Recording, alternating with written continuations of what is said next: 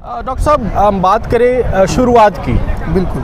बकरी पालन का सोच मेरे मन में पनपा है। जी जी जी। हम कई बार ऐसा होता है कि लोग सोच के भी नहीं कर पाते हैं, तो इसकी शुरुआत कैसे करें? बिल्कुल। तो आप ये बताएं लोगों को कि शुरुआत कैसे किया जाए। बिल्कुल बिल्कुल। देखिए, हाँ, शुरुआत अगर एक कहा जाता बकरी है, कहाँ से प्राप्त करेंगे? कहावत है कि अगर आप good start is half work done.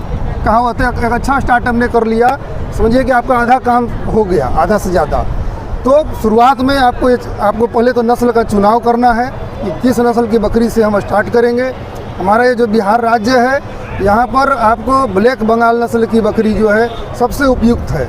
इसके बाद लोग सोचते हैं कि जमुना पाड़ी है, बीटल है, सिरोही है, तो बड़ी बड़ी नस्ल की बकरियाँ, लेकिन वो हमारे यहाँ ज़्यादा सक्सेस नहीं करेगी। डॉक्टर साहब, अगर बिहार से जो सटे हुए राज्य हैं, हाँ हाँ, जैसे झारखंड हो गया, उड़ीसा हो गया, उत्तर प्रदेश हो गया, हाँ हाँ, ये सभी राज्यों के लिए कौन सा नस्ल बेहतर हो सकता है, इन पर भी हम बात करेंगे, क्योंकि हमारे दर्शक बिहार तक सीमित नहीं है। बिल्कुल, वो दूसरे राज्यों में भी बिल्कुल। हाँ, बिहार राज्य के लिए तो, और बंगाल और उड़ीसा, इन सभी राज्यों के लिए मैं ब्लैक बंगाल का मैं कहूँगा।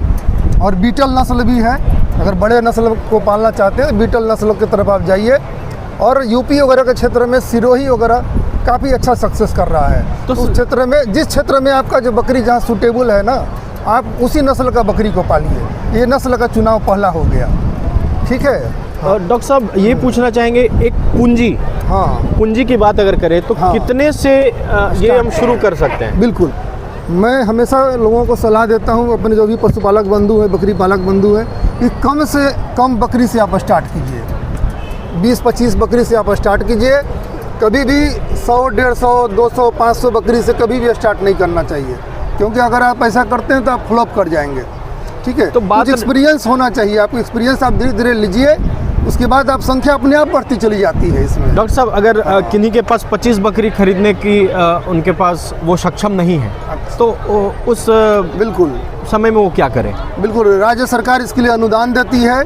जो सामान्य वर्ग के लोग हैं उसके लिए 50% तक अनुदान है, और जो गरीब तबके के लोग हैं, SC ST वर्ग के लोग हैं, उनके लिए अनुदान 70% तक है। तो आप राज्य सरकार की जो योजनाएं चल रही हैं, केंद्र सरकार की भी योजनाएं चल रही हैं, आप उसका लाभ लेते हुए आप कम पूंजी में इसको स्टार्ट कर सकते हैं। बिल्कुल कम लागत लगेगी आपको, इससे ज़्यादा कम लागत वाला और कोई व्यवसाय नहीं हो सकता है।